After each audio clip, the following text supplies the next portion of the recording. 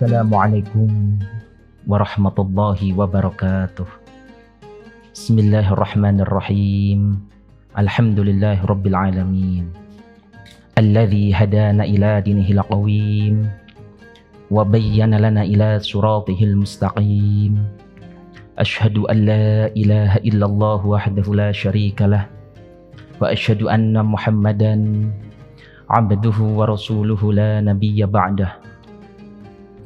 Para pemirsa dan pendengar yang budiman yang dimuliakan oleh Allah Subhanahu wa taala.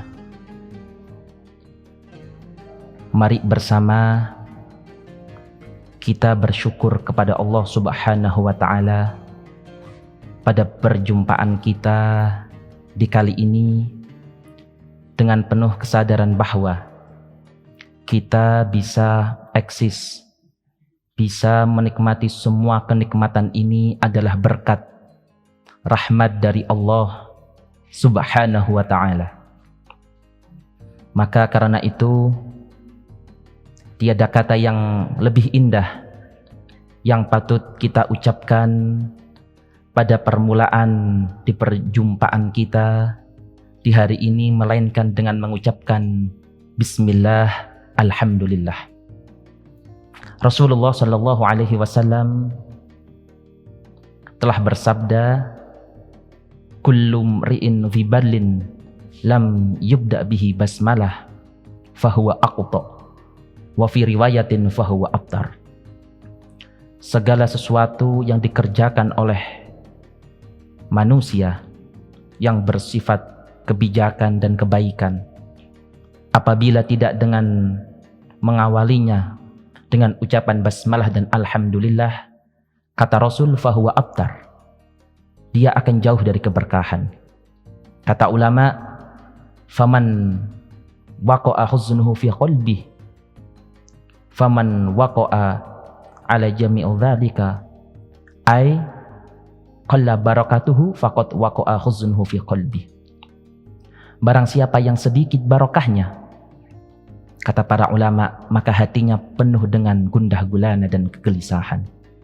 Maka karena itu mari bersama kita tingkatkan syukur kita kepada Allah dengan menambahkan ketakwaan kita, berharap nikmat yang telah Allah berikan ini terus ditetapkan kepada kita, dan tentunya kita bisa mendapatkan satu tempat yang paling mulia di antara golongan orang-orang yang salih, yakni maqam husnul khatimah. Amin ya rabbal alamin. Para pemirsa dan pendengar yang budiman yang dimuliakan oleh Allah Subhanahu wa taala, kita pada akhir-akhir ini sering mendengarkan dan melihat berita baik di televisi ataupun di media sosial, di radio, tentang wabah virus corona. Siang kita update berita tersebut, malam pun sebelum tidur kita update berita tersebut. Tetapi cobalah kita berpikir, sudahkah kita bersama membaca Al-Quran pada hari ini? Sudahkah kita berzikir kepada Allah Subhanahu wa ta'ala, Zat yang telah menciptakan kita semuanya, termasuk virus corona itu sendiri? Maka diskusi kita pada kesempatan kali ini adalah di balik virus corona tersimpan keindahan bulan Ramadan dan puasa di dalamnya. Para pemirsa dan pendengar yang budiman yang dirahmati oleh Allah Subhanahu wa ta'ala, kita boleh menjaga diri kita dengan update berita-berita yang mungkin bisa dipegang kepercayaannya. Kita selalu update tentang situasi terkini tentang virus corona. Tetapi jangan sampai hal tersebut menelantarkan dan melalaikan kita dari kewajiban yang lainnya, di antaranya membaca Al-Quran ataupun bahkan berzikir kepada Allah Subhanahu wa ta'ala. Ingatlah, Rasulullah Shallallahu Alaihi Wasallam telah mengingatkan kita, ma min zamanin illa wa ba'dahu syarrun minhu. Tidaklah suatu zaman melainkan setelahnya itu akan mendapati keburukan yang lebih buruk dari sebelumnya. Virus corona masih belum apa-apa. Jangan sampai karena virus corona kita memang harus menjaga tubuh, menjaga kesehatan, tetapi jangan sampai virus corona ini melalaikan kita, menjadikan kita jauh mendapatkan hikmah di bulan Ramadan dan juga keistimewaan puasa di dalamnya. Para pemirsa, pembaca yang budiman yang dirahmati oleh Allah Subhanahu wa taala di mana saja berada,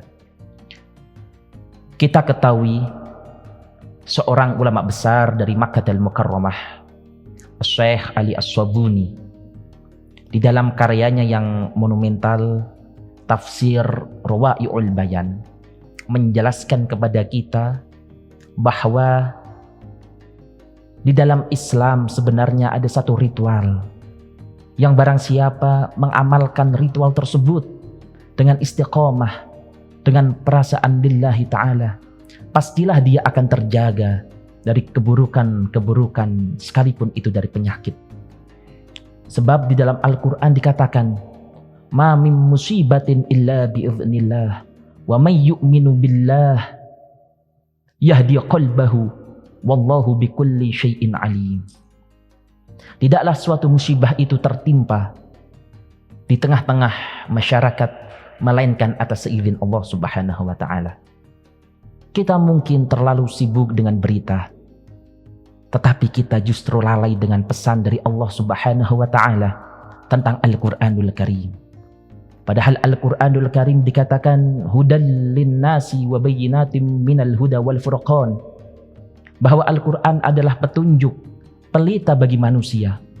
Apapun, mulai dari ekonomi, kesehatan, semua sudah dijelaskan di dalam Al-Qur'an, termasuk bagaimana cara mengatasi corona. Di antara dari ritual ibadah yang tentunya bisa dan bahkan sangat bermanfaat sekali dan efektif untuk menjaga kesehatan kita, meningkatkan imunitas tubuh kita adalah dengan berpuasa.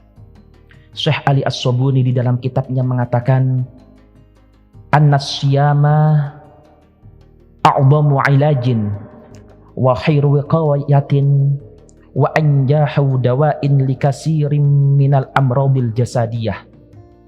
Yang namanya puasa adalah sebaik-baiknya obat, sebaik-baiknya penjagaan, dan puasa itu memang sudah terbukti di kalangan para dokter bisa meningkatkan efek semakin kebalnya imunitas di dalam tubuh seorang manusia.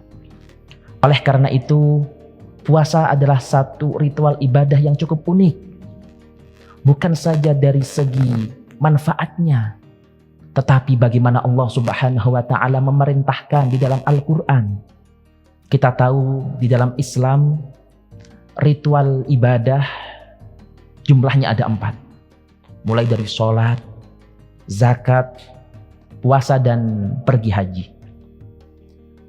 Yang 3 menggunakan perintah sighat fi'il amar, yakni kata perintah, sedangkan khusus 1 ini, yakni ritual ibadah puasa menggunakan fi'il madhi, yakni kata lampau. Kita ketahui bagaimana Allah memerintahkan kita tentang sholat, wa aqimus sholah, dan dirikanlah sholat, wa atuz zakah, dan tunaikanlah zakat, wa atimmul hajja wal umrata lillah, dan sempurnakanlah haji. Tetapi ketika Allah mewajibkan yang namanya ritual puasa ini, Allah menggunakan kata kutiba. Ya ayyuhalladzina amanu kutiba alaikumus syiyam kama kutiba alal ladzina min qablikum la'allakum tattaqun. Bahkan salah satu dari ahli sejarawan mengatakan tentang begitu dahsyatnya manfaat puasa, Sampai-sampai umat-umat sebelumnya hampir semuanya mengerjakan ritual puasa tersebut. Mulai dari Nabi Adam alaihissalam, setiap tanggal 13, 14, 15 selalu berpuasa. Tanggal 27, 28, 29 Nabi Adam juga berpuasa. Kalau hari terang maka dikenal ayyamul biyum. Kalau hari gelap dikatakan ayyam sud. Begitupun Nabi Idris alaihissalam juga berpuasa untuk menjaga dirinya dari penyakit-penyakit di zamannya. Puasa beliau sering dikenal dengan sebutan asyamu bila ruhin, berpuasa ketika berbuka tanpa makan makanan yang bernyawa.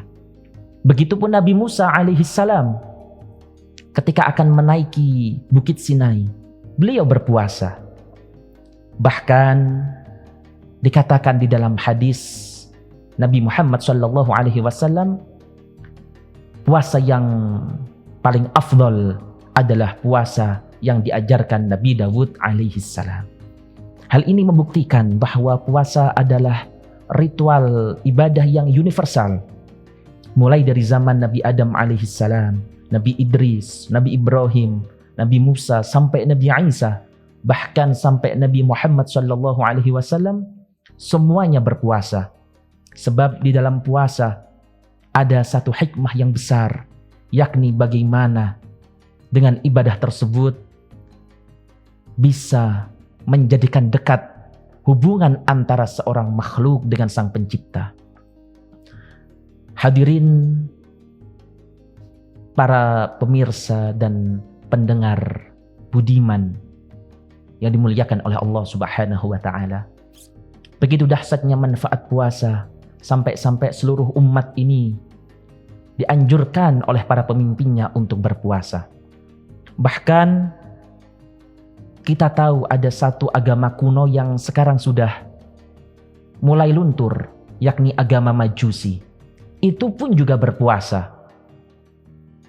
Bahkan orang Majusi itu adalah orang-orang yang menyembah api, di mana api itu dinyalakan di satu tempat yang tinggi. Maka ketika tempat yang tinggi itu begitu terang, bahasa Arabnya al-manaro. Dan ketika raja terakhir Majusi ini bernama Raja Rustum memeluk Islam, akhirnya api di al-manaro tersebut dipadamkan.